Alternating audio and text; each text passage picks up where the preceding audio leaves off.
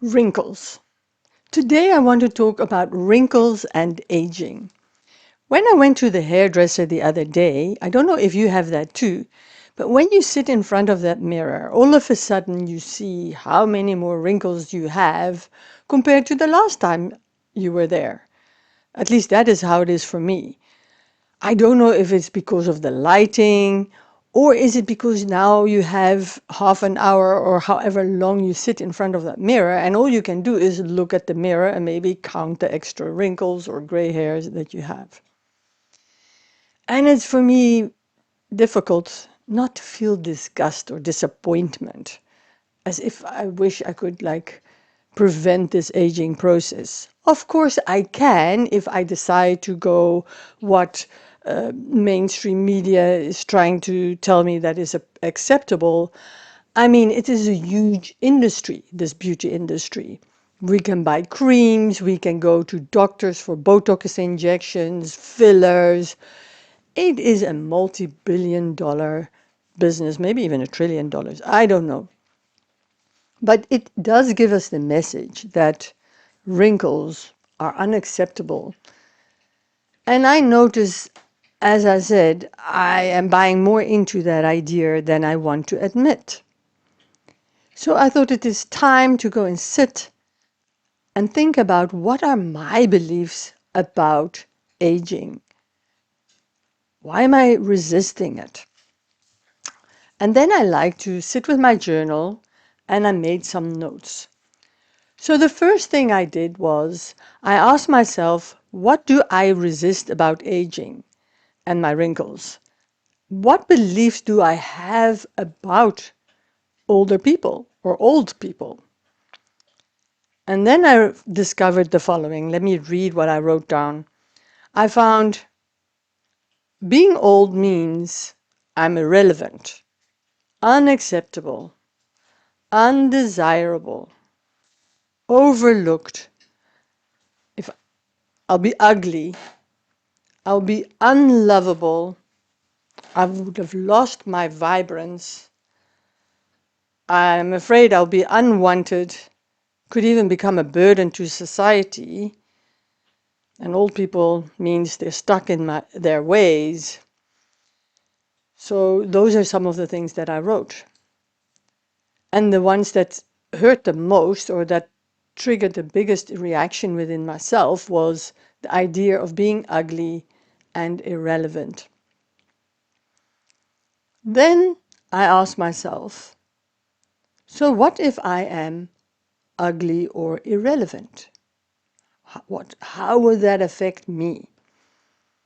And the thoughts that came up were, then I'm unable to earn money, I will be destitute, the world is cold and harsh because it's about the survival of the fittest, and if I'm old and wrinkly, then I'm definitely not the fittest, and so I will not survive. That means I will suffer and be lonely and have a painful death. You know, it's amazing when we sit still to listen to what we're really saying to ourselves about situations. You'll be amazed what we tell ourselves and how many of these things are lies. A client once told me, we are a bag of lies. Definitely. I also have that.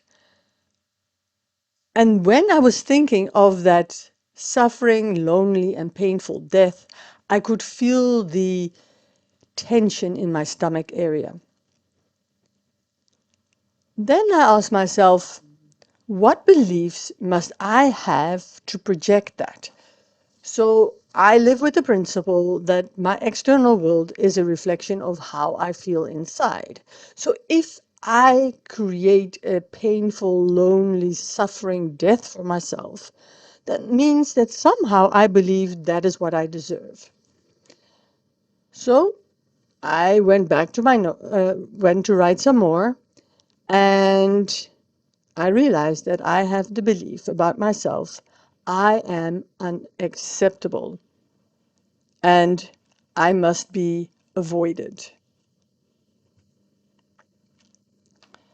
So, let's see. And if you No, I'll show you another day how you can check for your beliefs. I'm not going to do that in this video. Okay, so we have these beliefs, these so-called lies, because they work for us. Now, you wonder, how would a belief like I am unacceptable and I must be avoided, how does that work for you? Well, the thought that came up was that, let me see what I wrote here. It got me to grow. So if I believe I'm unacceptable, it will can motivate me to prove to myself that I am acceptable, and I'll start growing and I'll do my best and I'll start creating all these wonderful things. Like I've done courses and this app that I've got, and I look after my body to make sure it's fit. And I even got into soul searching. For other people, it might be give them a good reason to say, I don't have to push myself so hard. But for me, it was those first things that I mentioned. So in that way, it has served me.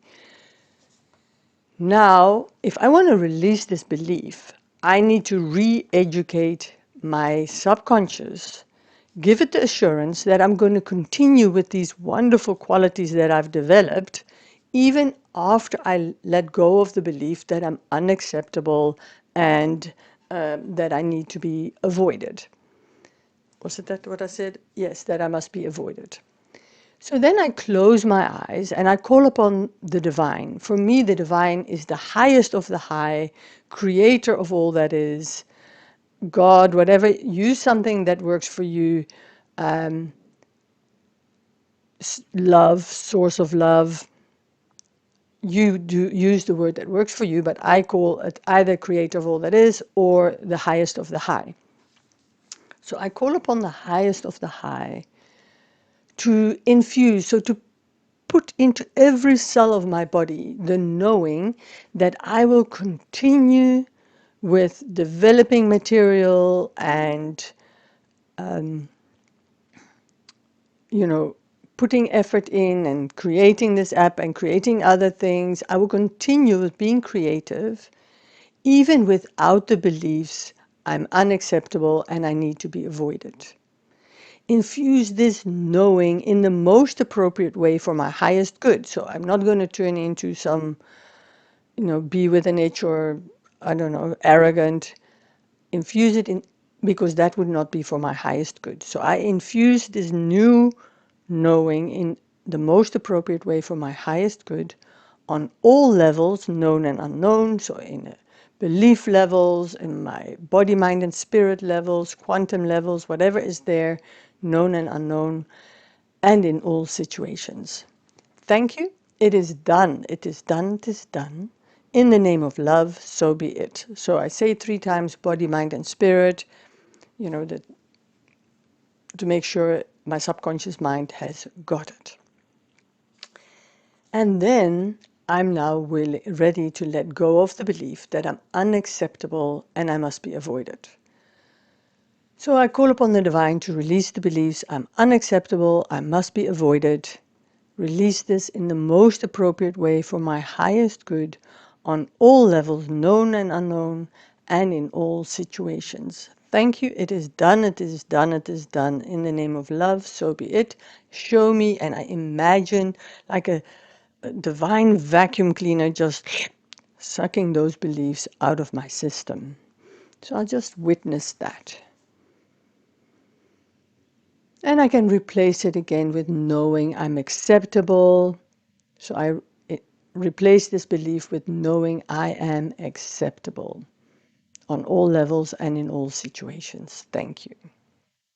And again, I see that coming in like a divine shower going into every cell of my body.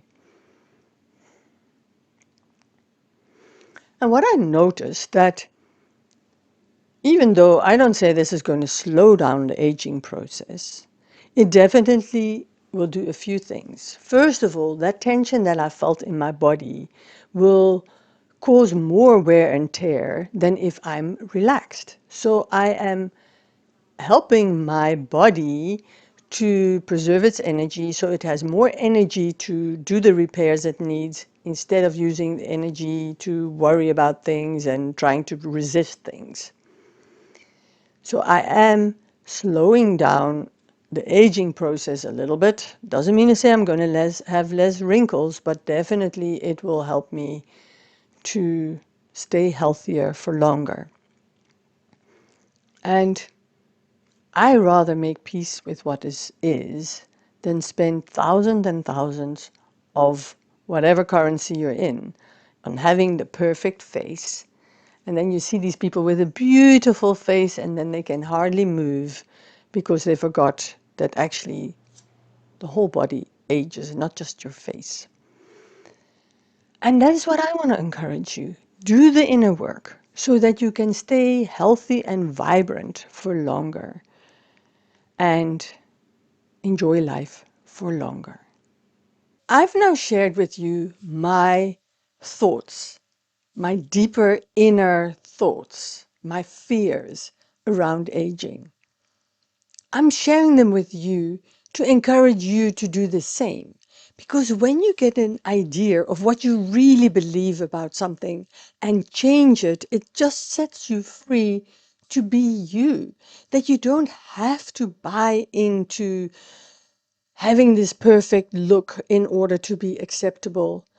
The acceptable and accepting ourselves comes first. And then the outside world will start accepting us. It never works the other way around. If we don't accept ourselves, we don't see how other people accept us. So I would love to hear from you what your thoughts are around aging and what fears you have around aging. I look forward to reading your comments.